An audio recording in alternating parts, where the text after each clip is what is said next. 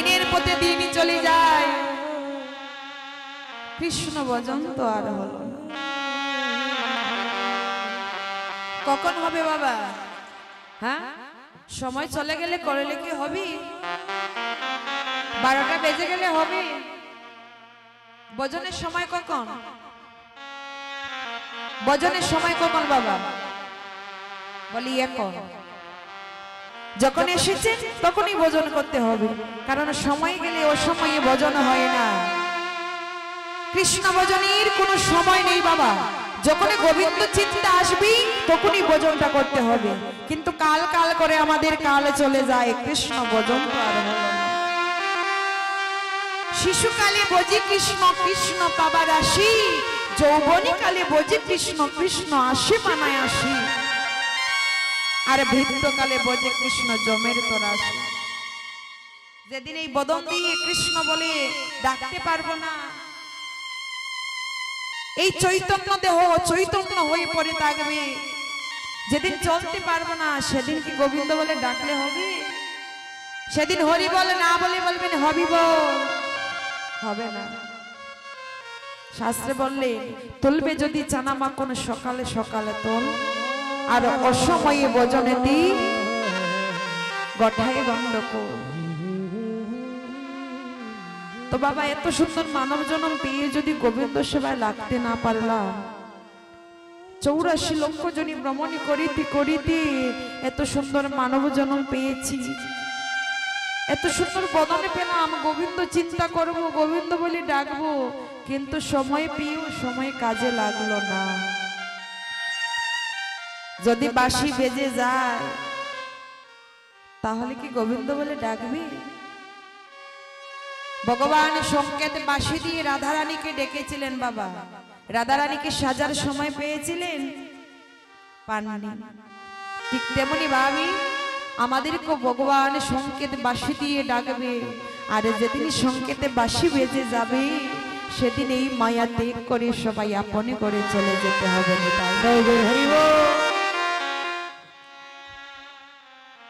তাই তো বলছি মন সময় থাকতে কৃষ্ণ বলে ডাক। ভাবছো তোমার সময় আসেনি? না, সময় চলে আসবে, কার কখন কেউ বলতে পারবে না। ভাবছো তোমার চল পাকে না, এ বয়স তোমার কম, ওরে তাই বুঝি জম আসবে না রে, কাইরা নিতে দম রে।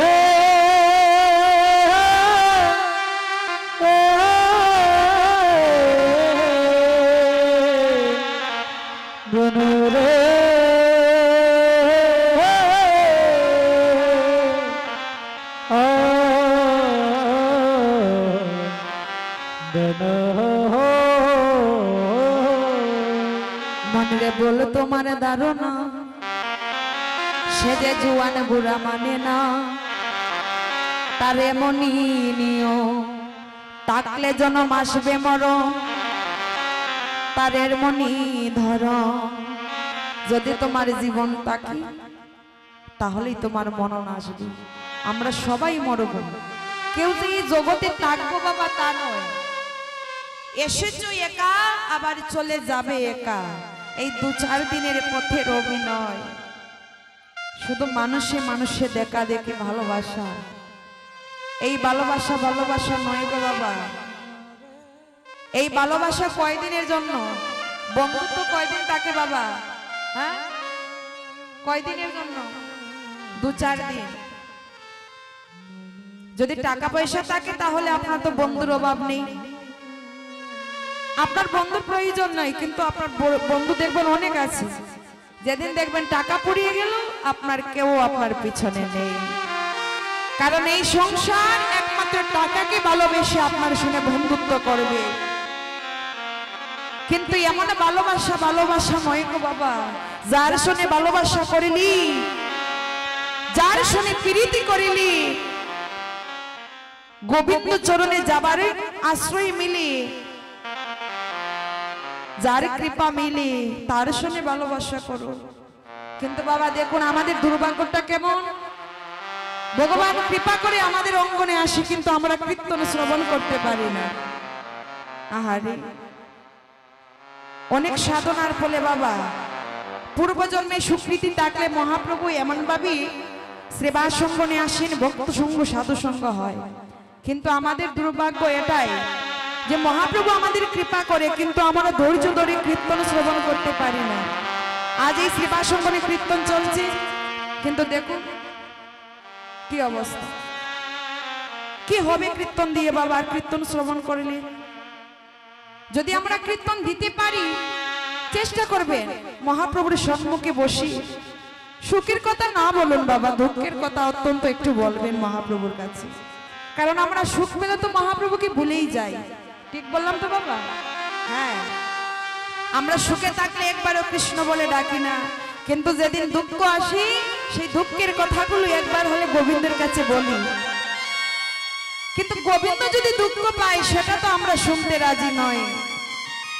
তো আমরা বলবো গোবিন্দ শুনবে, এটা কেমন করে হয়?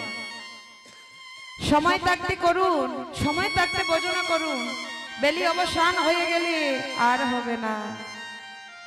যেদিন এই জীবন বেলায় আয়ু সূর্য ডুবে যাবে, এই সূর্য আর কখনো উদয় হবে না।